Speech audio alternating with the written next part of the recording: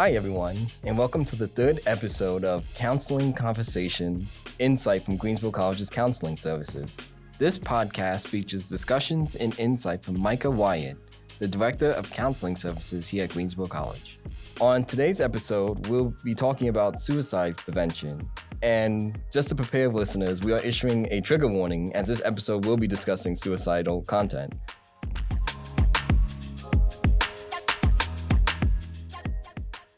So, Micah, what are some of the common risk factors for suicide in college-age individuals? Well, ironically enough, there are a lot of them, right? There are many risk factors: high stress, feelings of worthlessness, feeling as though you're kind of alone. And this is a lot of college kids, a lot of their first experience with just being completely responsible for them in whole, right? So I'm responsible for making sure I get up in the morning. I'm responsible for my financial responsibilities and stuff like that. And so sometimes the stress of it can be very overwhelming, and then you can be far away from family. It creates the loneliness, start to get to this idea that nobody cares, nobody's really, paying attention to me. Social situations may be difficult, right? So having high conflict among your peers sometimes and feeling unwanted can cause those feelings of suicidality. And so there are many risk factors that you can see among college students as it pertains to suicide. And so, some of the top ones are just those like stress, feelings of loneliness, feelings of worthlessness, other mental health symptomology like depression, high levels of anxiety, and not really being able to control those symptomologies can cause you to have some suicidal ideation.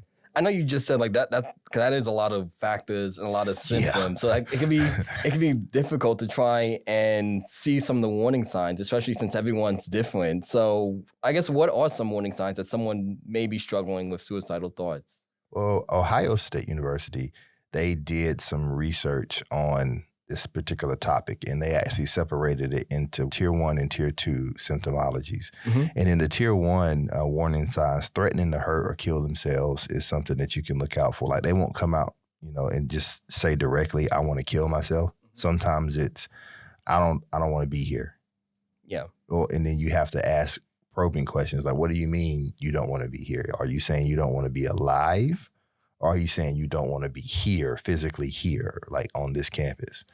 And then you'll see them break down and they'll kind of go into it with you.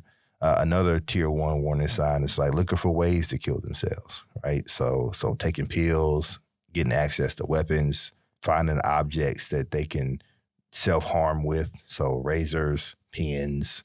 I know when I was coming along in school, kids would sometimes try to give themselves, they called it a tattoo, but it's not a tattoo at all. Mm-hmm. They take an eraser and just rub it on their skin until a bruise forms. And this is a form of self-harm. Yeah. And so stuff like that, you'll see them doing things like that, or just talking or writing about death a lot. Those are like tier 1 warning signs. Like now, when you get to the tier 2 signs, you're talking about feelings of hopelessness, increased levels of anger, rage, frustration, feeling trapped, increased anxiety, recklessness, engaging in risky activities. So, drag racing down Greensboro, like that. Okay, so, this is not a place that you should be racing. And so you're doing it. And so now you're engaging in risky behavior, and that behavior is starting to increase, right? And so you'll start to see a titration where they go from just thinking about it to talking about a plan to risky behavior.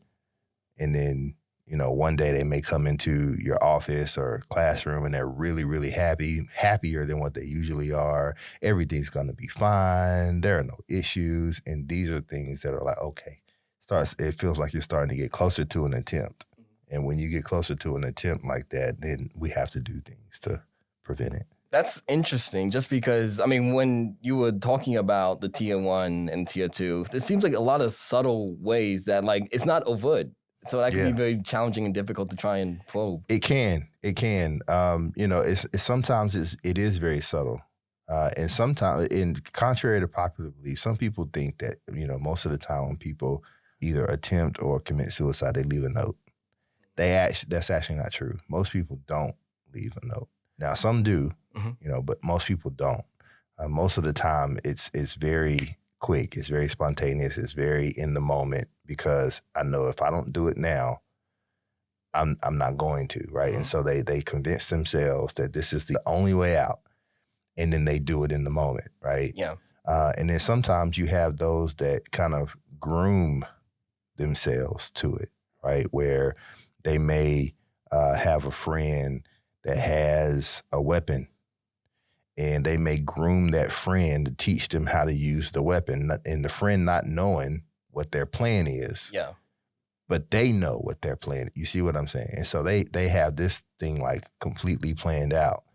And so they give no indication that, suicidality is a thing for them. And they do this because they don't want it to be stopped. Yeah. Right? Like, I want to actually do this. And so this next piece of it is like really alarming, right? But you can't really stop a person from doing that if that's really what they want to do. Yeah. You know what I'm saying? Like, and sometimes us as professionals, and even laymen, people who are not mental health professionals, they take it on themselves, right? Like, I should have been able to stop this person. I should have been able to do it. There was nothing that typically that you're going to be able to do to stop them. Because once they've convinced themselves that this is the best thing to do, they will go at great lengths to convince you that they're okay, that they're good. And then when they convince you, they do what they intend to do. So, Yeah. But if we can catch it in the earlier stages, when it's just a thought, when it's just something that is a I said out of emotion, right? If we can catch it then you have a better chance of preventing it. Going from, I guess, a broad perspective of suicide prevention to like nailing it to Greensboro College, can you talk about like how students and faculty and staff and even coaches can like intervene and support someone who may be at risk of suicide? Pay attention as much as you can. Sometimes the conversations are very subtle, right? Mhm. And so they'll say things like, man, I really am just tired of being here. And then you may be thinking, oh, you're just tired of being in college. Yeah. But they could be very well talking about something else. And so asking a follow-up question, like, okay, well, what do you mean by you're tired of being here? Where is here? And just kind of getting them to be a little bit more specific.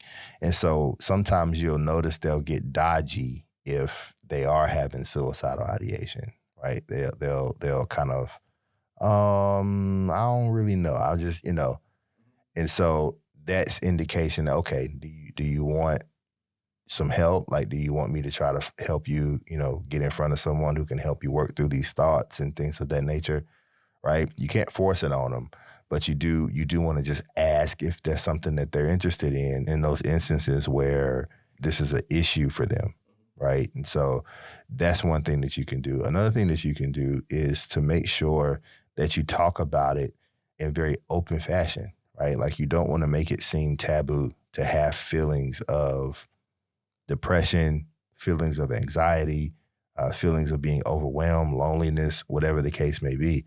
Because sometimes whenever a person feels that way and then it doesn't feel normal to talk about it, it keeps them in that feeling, and then the suicidality begins. That kind of leads into like my next question, just because it's a very sensitive topic, and a lot, especially if you're a young student, you may not be comfortable. But like, how do you reduce the stigma surrounding mental health issues and encourage open conversations about suicide prevention on a college campus? And so as I said before, just kind of making it normal to talk about it, number one, because sometimes we're so afraid to talk with, like, if you even bring suicide up in a conversation among your colleagues, you'll probably see a few people kind of start to turn red, like, oh gosh, I don't want to talk about that. Yeah. It's kind of like we don't talk about Bruno situation, you know what I'm saying? But we have to normalize it, right? We have to normalize. We have to become comfortable saying things like, it's understandable why a college student would have thoughts of suicidality. And it's not taboo. You do have support, and we're not afraid to approach this topic with you, right? We're not going to treat you as if you're need to be shunned away because you have suicidal thought, right? And more people have suicidal thought than what we give credit to, right? Like, a lot of people don't say anything at all. They just keep it in. Yeah. But that does not mean that the thought has not been there before. Does that make sense? Mm-hmm. And so normalizing this conversation and being okay with going into your sporting practices maybe 5 or 10 minutes before, like, hey, I just want to check in with you guys. I don't want to talk about anything sport related. I don't want to talk about the game last night. I don't want to talk about any of that right now. Right now, I want to check in with each and every one of you to see how you're feeling mentally, emotionally. Like, how are you handling being a college athlete, right? What is it doing for you, right? And sometimes in your classrooms, whenever we have, dead space, whenever there's not a whole lot going on, we don't have a whole lot of assignments to do, maybe I take 5 or 10 minutes just to say, hey, let me check in with you guys. How's everybody feeling about the semester? Yeah. Are you overwhelmed?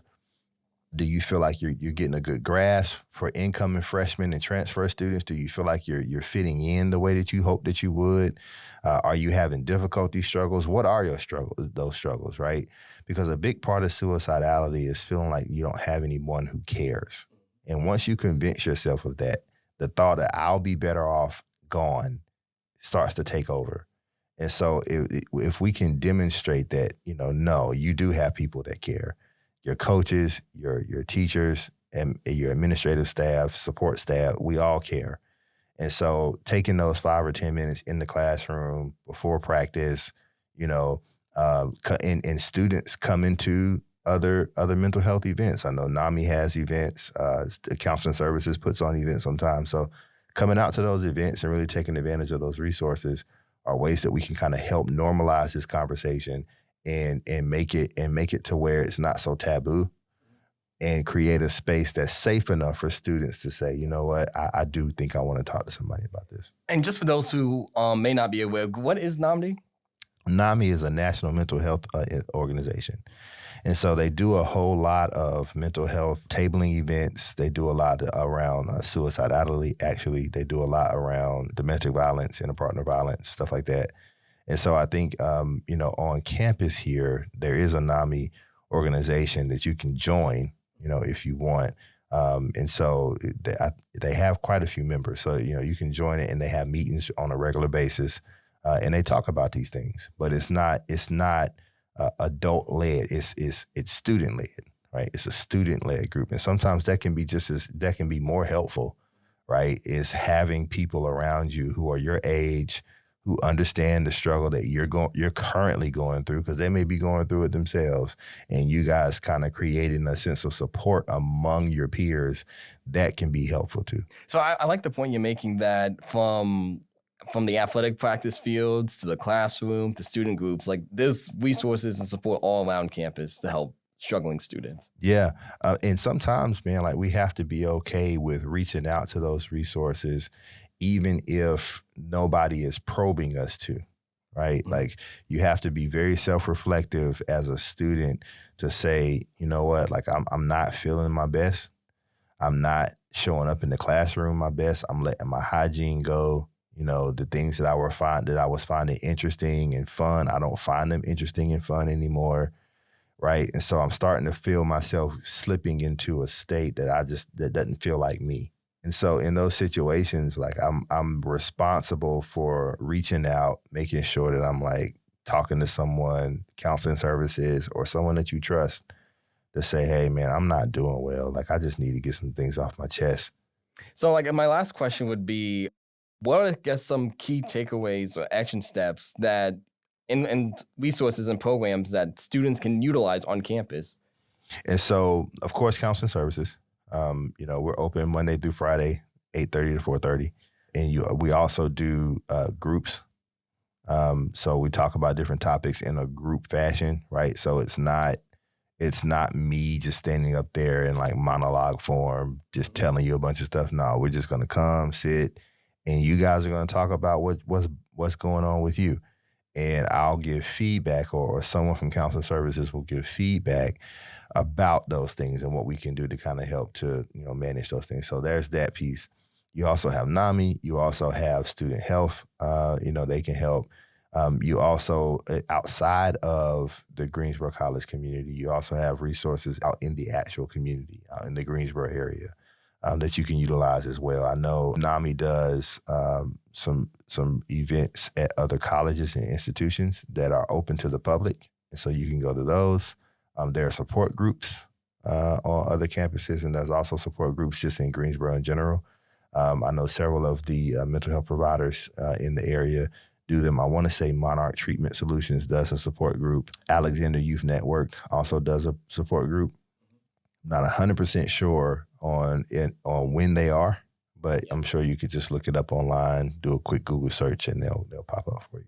Well, thank you again, Micah, for joining us. And another resource for students is a national one. It's the Suicide and Crisis National Hotline, which can be reached by dialing 988. And as you mentioned before, you can make an appointment with the Greensboro College Counseling Center by emailing counseling@greensboro.edu or call 336-217-7224, extension 5224. And you can also stop by the Counseling Center's office Monday through Friday, 8:30 to 4:30 p.m. in main building office 3225 to make an appointment and speak with a counseling staff member.